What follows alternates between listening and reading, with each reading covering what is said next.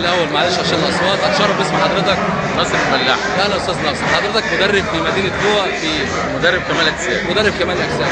بقول لحضرتك النهارده شيء مشرف وشيء عظيم جدا ان احنا نشوف المناظر الجميله قوي جدا ديت في مدينه فوق، والشباب اللي هو يعني بينافس على مراكز على مستوى المحافظه وعلى مستوى الجمهوريه. حضرتك مدرب يا استاذ ناصر هنا في مدينه فوق. تقول ايه للشباب في مدينه فوق عشان تحسهم على الرياضه؟ قال لهم ان الرياضه ديت بتمنع بتخليك ما تحتاجش انك يعني بتبقى انسان كويس. بتبعده عن اي مشاكل. بتبعده عن اي مشاكل. بتخلي انسان طيب ويحل مشاكله بالهدوء. حضرتك في اي حد من رجال الاعمال في مدينه فوق بيدعمكم؟ ولا هو دعم خاص؟ هو دعم خاص. دعم خاص. طب نتشرف بالمكان اللي هو بيقام فيه التدريب، اسمه ايه؟ في صالة، في هنا صالة جيم. صالة جيم ناصر الملاحة. ايوه. صالة عبيد. تمام. كمال اجسام. تمام. هما الاثنين دول، وفي نادي النيل وفي نادي يا ترى في حد يا استاذ ناصر من اللي انتوا دربتوهم حصل على اي مراكز على مستوى الجمهوريه والمحافظه؟ في كتير. في اسماء معينه موجوده من اللي هم شاركوا النهارده؟ يوسف، في يوسف الشراوي. وياسر عبيد. تمام. في ناس كويسه كتير يعني. الحقيقه دايما هيبقوا كويسين بيكم وباهتمامكم بالرياضه في مدينه فوق، شيء عظيم جدا جدا. يا ترى ممكن تخاطب المسؤولين في مدينه فوق ان يكون في مكان مخصص لاقامه مثل هذه الانواع من الرياضه؟ ايوه، السيد رئيس المدينه يهتم، يعني هو راجل مهتم بالرياضه وانسان كويس جدا يعني. بارك الله فيك وانا شاكر افضلك واكثر الله من امثالك. شكرا استاذنا. وبعد ختام هذه او هذا الحفل الجميل من مدينه فوق، مدينه الاثار الاسلاميه، مدينه فوق، مدينه العراقه والاصاله، النهارده بنلتقي مع الكابتن حلمي علاء الدين راعي الرياضه في مدينه فوق، والحقيقه تخرج على يديه شباب كثير جدا في لعبه كمال اجسام وفي كل انواع الرياضات المختلفه. هسيب الاستاذ حلمي يعرفنا بنفسه واتشرف باسم حضرتك. استاذ حلمي. حلمي علاء الدين مدرس بالازهر. اهلا بحضرتك. اهلا بحضرتك. شيء مشرف اللي احنا شايفينه النهارده، شيء عظيم لا استطيع ان اصفه بكلمات. الحقيقه شيء راقي جدا جدا جدا جدا ان يكون في مدينه فوق مثل هذه المواهب الجميله الفريده من نوعها، وفي بعض الشباب منهم بعد ما سالتهم حصلوا على مراكز على مستوى محافظه كفر الشيخ. النهارده بتقول يا استاذ حلمي في المناسبه الجميله دي؟ والله هي البطوله من شكلها العام ناجح. تمام.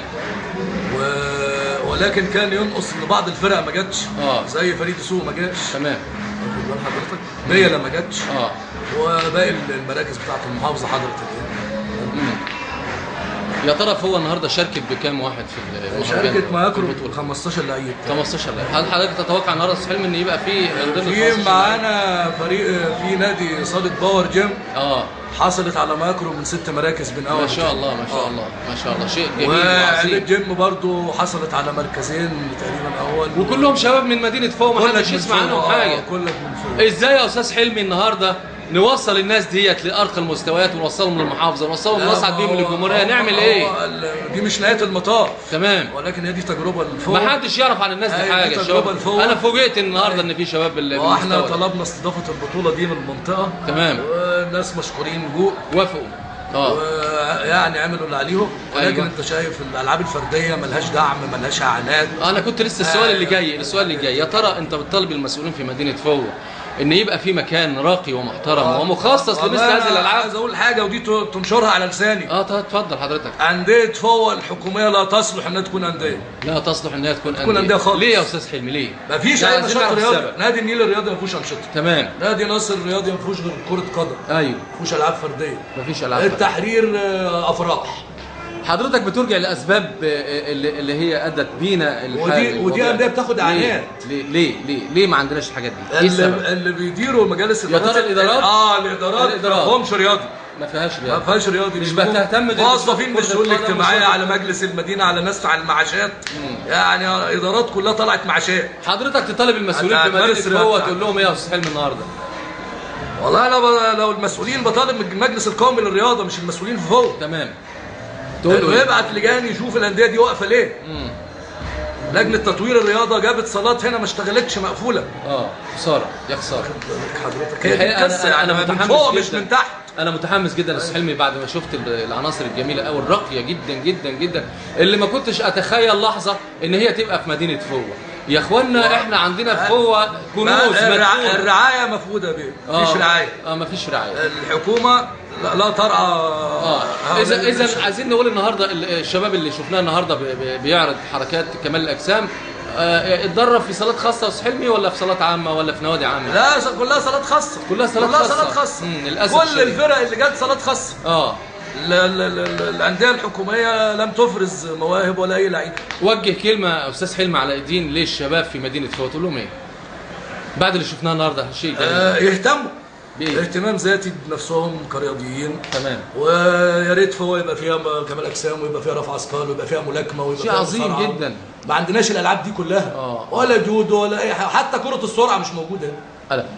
يعني احنا عندنا الخامات لكن مش لاقيين اللي يطوعها. ما فيش. عندنا شباب زي الورد في مدينه مركز فوة. الشباب فوق لا يصلح انه حتى تربي فيه غنم يعني. شيء مؤسف للاسف الشديد. يعني انا على لسان حضرتك، انت طبعا مسؤول عن كلامك، لكن النهارده احنا بنقول وبنخاطب من خلال اللقاء الجميل ده. وتوجهت ب50 تلغراف لحسن صقر ولعصام شرف ولا حياه اللي ما انتوا نادي. معلش احنا البلد امتى؟ ما انا بقول لك اهو الاحداث اللي احنا فيها احنا كنا فيها قبل كده. اداره شباب فهو موظفين اكاديميك ما بيعرفوش حاجه في اي حاجه. ناس دبلوم تجاره وتعين، دبلوم صناعه. طب انت انا عايزك تطالب بحاجات واضحه ومفيده. تقول لي ايه يا استاذ حلمي النهارده؟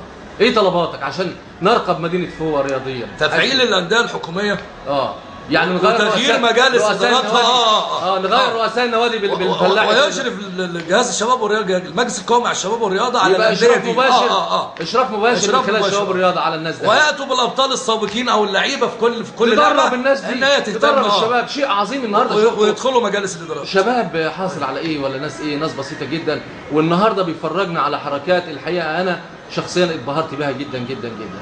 عندنا عيال ممكن تكسب جمهوريه بس عايزين رعايه، عايزين شغل. حضرتك عارف عايزين شغل. الشحات مبروك كان من دسوق، كان راجل عادي جدا ووصل لارقى. بس كان برضه بدا في الانديه الحكوميه. الشحات كان في صاله في دسوق مركز الشباب وكده. ولكن انت عارف اللعبات الفرديه دي بتصرف. تمام. واخد بالك. مفيش دعم بقى. من باب اولى ان انا اجهز لهم صالاتهم ومعداتهم واسيبهم هم يصرفوا على نفسهم. يا ترى ممكن نعمل مكان خاص في مدينة فوة للألعاب الفردية؟ أماكن يا بيه. مكان بس كفاية. عندك 4 أندية ومركز شباب. أنا عايز مكان خاص يا بيه. عندك التحرير وعندك ناصر وعندك المعلمين وعندك النيل. تمام. هذا 4 أندية. وعندك جمعية شباب المسلمين تعتبر نادي. وعندك مركز شباب فوة.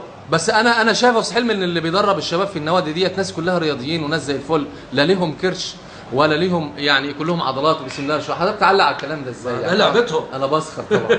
انا بسخر منه. الحقيقه كلمات كثيره واسئله كثيره جدا جدا في ذهني. اختصارا مفيش اهتمام. مفيش اهتمام. اتمنى من الله سبحانه وتعالى يكون في اهتمام بالرياضه في مدينه فوة، خاصه في الاحداث اللي احنا بنعيشها دهيت.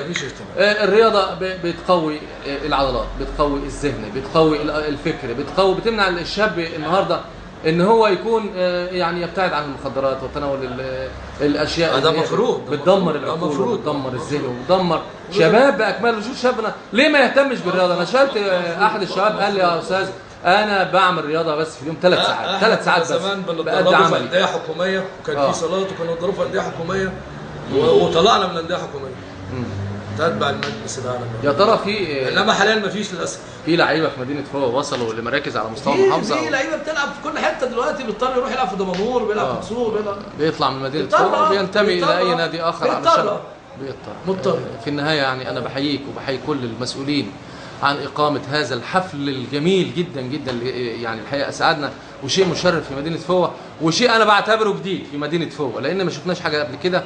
كلها كانت حاجات يعني بسيطة وسهلة، لكن إن يقام بطولة على مستوى محافظة كفر الشيخ في مدينة فوة ده اللي احنا بنشجعه وبنرعاه، ونتمنى مزيد من البطولات وبنتمنى مزيد من يعني الوصول إلى المراكز المرموقة للرياضيين في مدينة فوة. شكرا أستاذ حلمي علاء الدين. تمنياتي بالتوفيق. شكرا فندم.